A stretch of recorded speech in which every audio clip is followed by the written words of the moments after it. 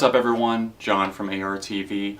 Just got done sitting through the latest Miley Cyrus record. Once again, I'm not sure how I made it through this many times, but it's definitely gonna be an interesting video. Just a fair warning, if you're not open to some expressive opinions and something other than, you know, Miley Cyrus is the best thing to hit the world of pop music in a very long time, then you might want to go ahead and click away now. That's just a fair warning for you. Hey guys, John from ARTV. It's time for a review of the new free album that Miley Cyrus has released for free on her new independent label, Free Streaming Online. It was originally intended to be a 7-song little mini album, I think, with the Flaming Lips kind of co-producing, co-writing the majority of the tracks, but it turned into a 23-song long nightmare. Seriously, I'm talking a shitstorm that just rains down horrible psychedelic rock and pop inspired songs until you just want to blow your brains out. This is just some of the most atrocious and try-hard music that I've heard all year long, and at this point it's been about 2 years since that last record Bangers dropped, and you guys probably know that I was mixed at best towards that record. I mean, there were songs like F You, Do My Thing, We Can't Stop that I really did enjoy. They were good, fun pop songs. But this time around, let's throw that out the window and bring in some psychedelic, I guess you can call it that, because Miley just kind of goes into this drug and haze-induced nightmare that just will not stop. We Can't Stop has a whole new meaning for me now. Her quest to find a unique persona fails once again, but probably 10 times as hard this time around. Seriously, Miley Cyrus and her dead Petz is some of the most poorly sung and produced garbage that I've had the displeasure of listening to in 2015. I think the worst part about this for me is the fact that I actually expected something from this project. I think me and a couple of other people have both noted that Miley Cyrus could actually be an interesting voice in music. Is this album the answer to that? Did she take advantage of the producers and the collaborators that she had right at her fingertips? The Flaming Lips were basically throwing themselves at her, calling her the next Pink Floyd and all this other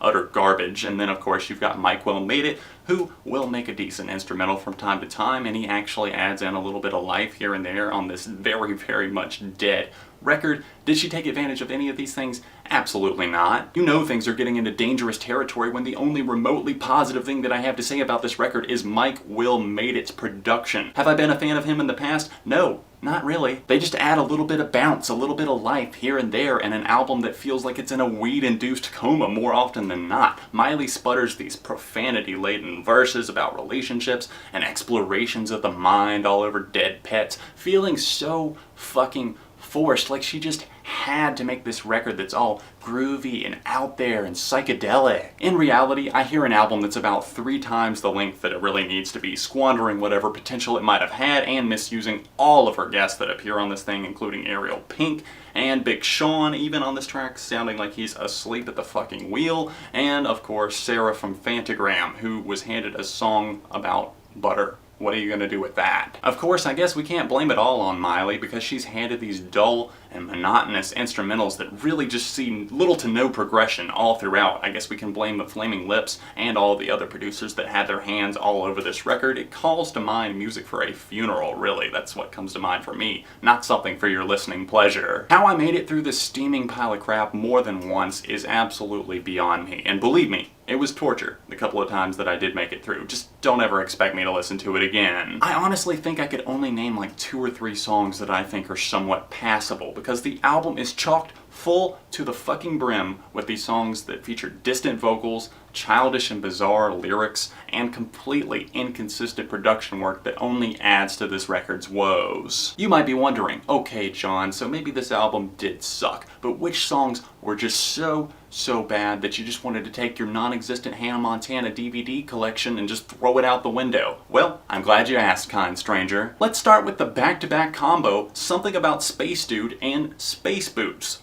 Have you listened to the lyrics on either of those songs? I'm not exactly sure what the hell she's on about, but it sounds like she's trying to write kind of this LSD weed-styled song that's just kind of out there, and she's just letting the vibes flow right out of her mouth, and then just no one checked the lyrics before she actually put it on the record. I mean, thank God people aren't actually having to pay for this album and songs like this. Sticking with the pet theme, we get an agonizing ballad about a motherfucking Blowfish. I'd probably laugh this one off if I didn't think that at the very least she took this a little bit seriously. I understand that she's kind of joking around and like fake crying at the end of the track, but let's leave the parodies and the comedy to Weird Al, okay Miley? Tangerine featuring Big Sean just really put me in a bad mood. I mean, can I have a word with the producers, please? Whose idea was it to put this looping tropical rhythm on this track, and who thought that would sound good over Miley gazing into the soul of her bong and thinking about and contemplating laser beams and tangerine suns? Poor Big Sean probably got roped into doing features on at least the next 3 Miley Cyrus albums. I mean, you saw him on Love Money Party, on Bangers, and he shows up this time sounding as bored as possible, just reading lines into a mic in a recording studio probably halfway across the country. Then we have the horror, the terror,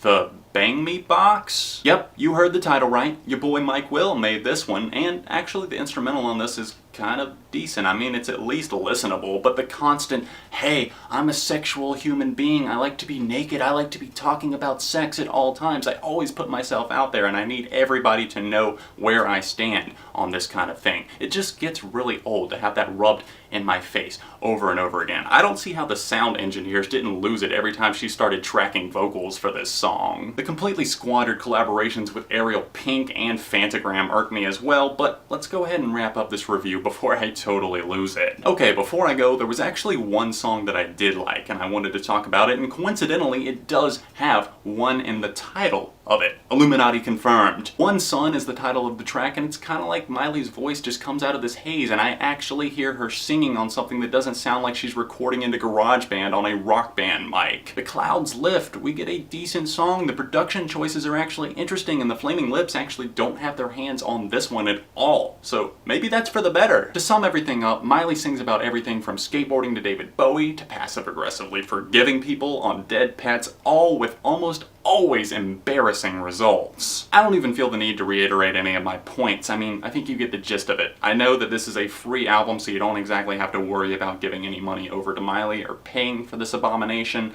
but I would still say, even though it's free, it's not worth the price of admission. For me personally, I would say skip it. Miley Cyrus and her dead pets gets a very generous half star out of 5. If you made it all the way through the video, understand that this is just my opinion. Let me know about yours tastefully and respectfully down below. Don't forget to smash that like button while you're down there. Maybe subscribe to the channel, because friends don't let friends go unsubscribed. If there are other albums you want to see me tackle, I will try and get to them if you leave me a comment down below. Thumbs up some of the ones that you like, maybe I'll cover it. You know, if I know that a lot of people are wanting me to talk about it. You can click right here to go to my second channel. You can click right here to see the last review that I did. Other than that, I'll see you very soon right here on ARTV.